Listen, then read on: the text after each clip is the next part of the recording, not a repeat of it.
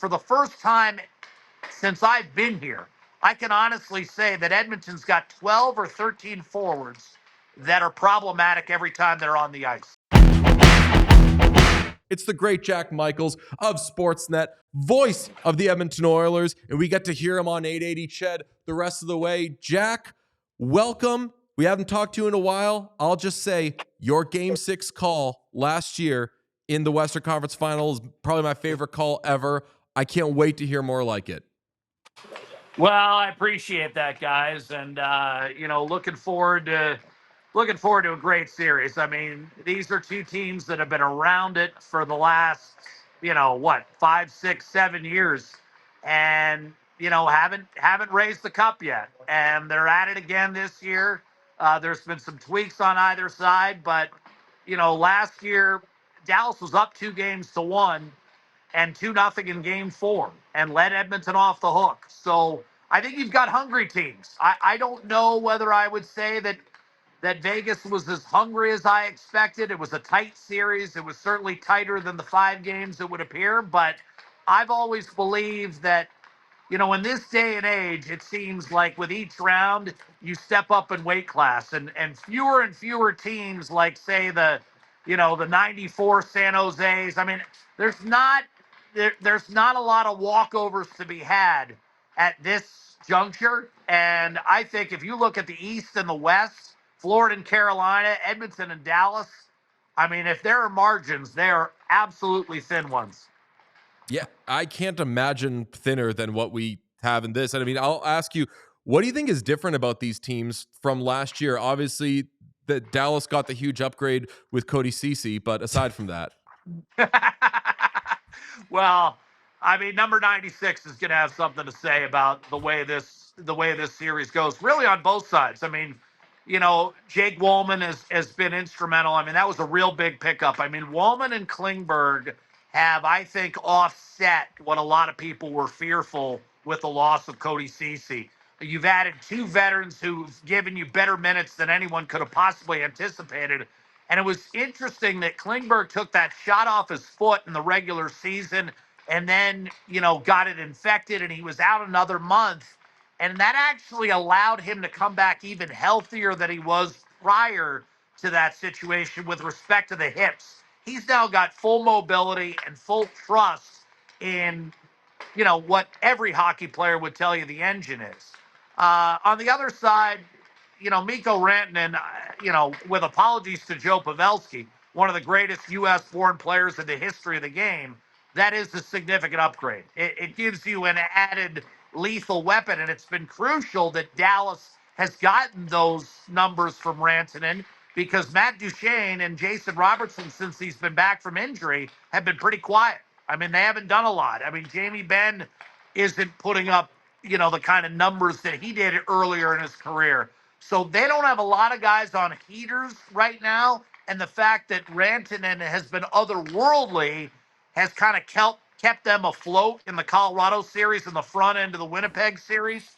And then you saw Jake Oettinger once again, round into the kind of form that we've all kind of anticipated from Jake Oettinger ever since he gave you that unreal first-round series, albeit in defeat against Calgary in 2022. So as far as significant changes, I think Rantanen is an added piece of weaponry. Wyatt Johnston and Thomas Harley are a year better. For Edmonton, I would say this. I think Podkolzin, Kane, and Frederick being at full strength have given Edmonton depth up and down the lineup, agitators, functional toughness.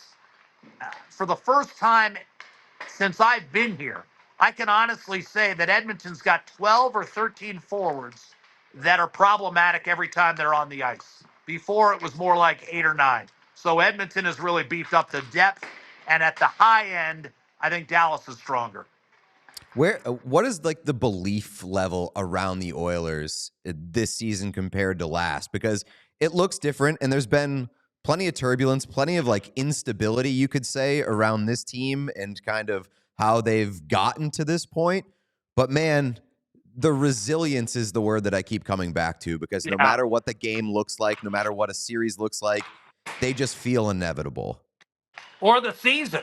I mean, you start 2-9-1. I don't think there's a big difference from last year. I think they believed last year. I mean, you dig your way out of a 2-9-1 hole and, steamroll your way through and, come back in series against Vancouver. They never led that Vancouver series at any point until game 7.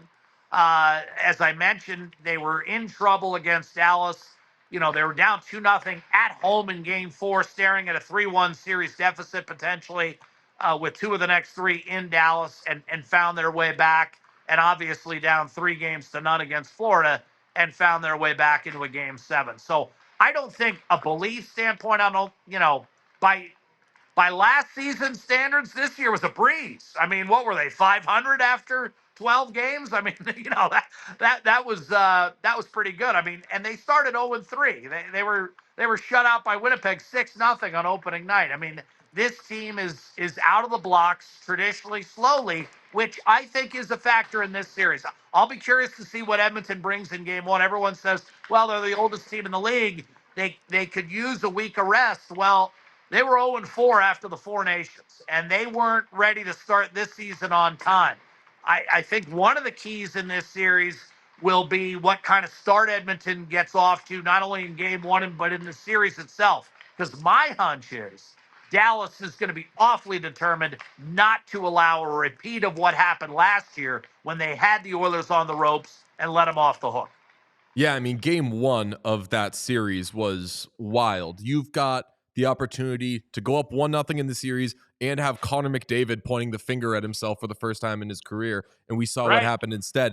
The scary thing looming about this, and we discussed before you came on, Jack, like there are things with each team, whether it's Edmonton's power play being quiet or Dallas only have 2 forwards going right now, where you could say like, hey, man, like this thing could sink you. The scariest thing for either team is, and I'm a big Stu guy, but there is a real possibility that, like, if he has enough of a stinker, you see Olivier Rodrigue playing playoff hockey at this point in the year. How do you feel, and where is your confidence level in Stu and the Oilers' goaltending situation? Because that is the one thing that if it does break, you would say, okay, well, then that's the series. Well, you would say that, except Calvin Pickard might be available later in the series, too. I've always found it fascinating, particularly in the Western Conference, that you go through a regular season with 82 games, and it's about a 52-30 split. And then in the playoffs, it's 26-0. I've never understood that, quite frankly. I always look at the 2011 final, and considering Luongo's numbers on the road that postseason, would it have hurt to start a 25-year-old Corey Schneider in game 4 or game 6 in Boston? I mean, could it have gone worse? I mean, I don't get it. And it's a roundabout way of saying that I do have confidence that Stuart Skinner is going to play and play well, at least to a certain point in this series. And one of the reasons I have that confidence is he outplayed Oettinger in last year's West Final. He went toe-to-toe with him, and I think he finished with a .922 save percentage in the series. Oettinger was barely .900, and Edmonton was shaking hands. And in Game 6, I believe the Oilers were outshot 34-10 and won the game 1-0. So Stuart Skinner has a lot of positive vibes going right now. He has that experience, and he also, oh, by the way, hasn't given up a goal in his last 127 minutes. So I think Skinner is ready for the first 2 games of this series. Are you saying to me, is it possible over the next 14 games, if Edmonton is to get the 8 wins it needs to win its first Stanley Cup since 1990, would I be surprised if a couple of those 8 wins didn't belong to Stuart Skinner? No, I wouldn't be surprised. They won't belong to Olivier Rodrigue. He's not going to play. Calvin Pickard might. I mean, the goaltending may not matter if they play as well defensively as they did in the final couple of games last series. And we haven't even mentioned Mattias Ekholm at this point. So, like, what does it feel like the Ekholm situation is going to be in this series? Well, I think Ekholm's going to travel to Dallas and not play, is what I think is going to happen. Do I expect Ekholm to make an appearance in this series? I do. I don't know when it's going to be, but I think he's going to continue to skate. He looked real good at the optional practice yesterday. he's getting close. Again, I think he'll travel to Dallas, continue to build up the on ice work and conditioning that's necessary. And I think he'll be ready in the back half of this series, which will be a huge lift for Edmonton. Now, let's not forget that Miro Heiskanen, with each game, is going to start looking like Miro Heiskanen. So, Dallas is still getting a guy back. I mean, Heiskanen right now is not, at full form. So, that's kind of a soft situation to some degree. I think Edmonton's a little deeper on defense right now, which is why you're seeing Dallas play 7. That's not a knock on Lyubushkin and Alex Petrovic, but for 2 years in a row now, they've had a guy play virtually the entire year in the American Hockey League and then see significant minutes in the Stanley Cup playoffs. And Petrovic, who's an Edmonton guy, by the way. So, defense, like goaltending, I think on the surface appears advantage Dallas. But as you go into the numbers don't bear that out. And, all the numbers you really have to look at right now is 3-0 and 1-0. That's how Edmonton arrives at the West Final. Yeah, and on Ekholm, they're in a tough spot because, and I sound crazy and feel crazy saying like maybe they're careful and maybe they don't rush to bring him back because it's Mattias Ekholm, and there's no way I thought they could even be here without him. But what they can't really afford to do, and correct me if I'm wrong, I don't think Edmonton can afford to do 11-7. Like, I think Jeff Skinner deserves to be in the lineup, and they just don't have a spot for him. So I can't think of who they could really peel out of this lineup to go with 11-7 if you're going to ease him back in. Yeah, without a significant injury. And I think, I still think, we were talking about Pickard and Skinner. I still think Jeff Skinner is going to score a big goal for the Edmonton Oilers at some point in the Been Stanley saying Cup it all run. season, I really bud. do. I You're believe saying that. it in like November. Yeah. I believe that. And I don't know why that is. I just have a hunch. I'd say this: you've got 13 forwards having scored. So to your point, taking one out would seem to be, subtraction by subtraction rather than addition. On the other hand, if you have concerns about Ekholm and you want an equitable share of minutes, perhaps you go that route and take out a non-penalty killer. That's going to be a tough call. I mean, do you sit Corey Perry for a game? I mean, he only missed one game this year, and he wasn't happy about it. It was a healthy scratch on the second of a back-to-back, I believe, in Seattle.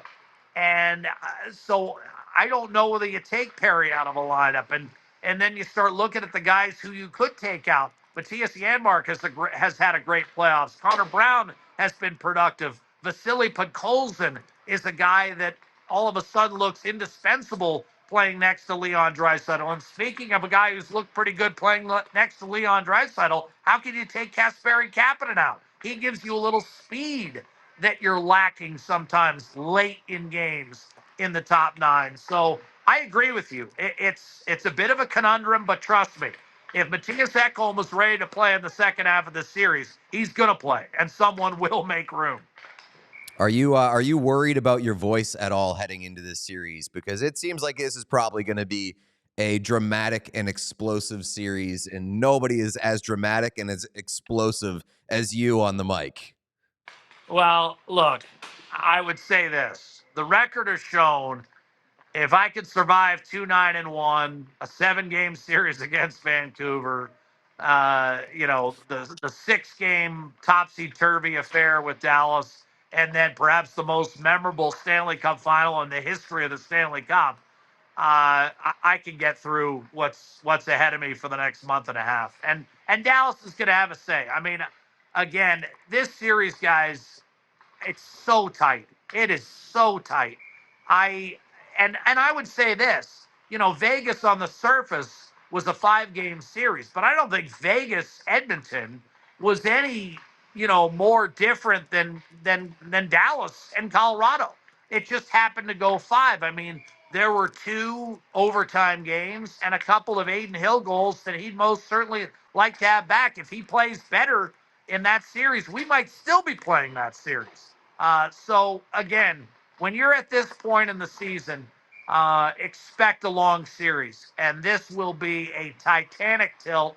And the only thing that the Eastern Conference has going for it is I expect the winner of this series to be much the worse for wear. This will be a series, and that's why I give Edmonton a slight edge. I think Edmonton's the more physical team. I mean, I can't believe I'm saying that. Again, I go back to I've never seen this kind of depth from the Oilers, but they're a more physical, more punishing team, and I think more likely to survive the physical rigors of the series that's ahead of us than Dallas. And again, it's hard for me to say that, but that's what the additions of Kane and Frederick have meant to this Edmonton club. We all silly like the mayor.